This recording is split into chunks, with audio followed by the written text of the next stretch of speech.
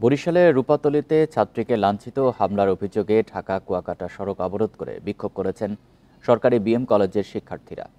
মঙ্গলবার শহরের রূপাতলী বাসস্ট্যান্ড এলাকায় এই ঘটনা ঘটে। শিক্ষার্থী ও প্রত্যক্ষদর্শীরা জানান, কলেজের এক ছাত্রী রাজাপুর থেকে তাওহিদ পরিবহনের বাসে বরিশালে যাচ্ছিলেন। এ সময় ভাড়া নিয়ে কথা কাটাকাটির এক পর্যায়ে ওই শিক্ষার্থীকে লাঞ্ছিত করেন চালক ও সহযোগী। পরে শিক্ষার্থীরা বাস মালিক সমিতির কাছে গেলে তাদের ওপরও হামলা চালায় শ্রমিকেরা। এ সময় একটি বাস ভাঙচুরের ঘটনা ঘটে। পরে ঢাকা কুয়াকাটা সড়ক অবরোধ করে শিক্ষার্থীরা। উভয় পক্ষের বৈঠকের পর অবরোধ প্রত্যাহার করা হয়।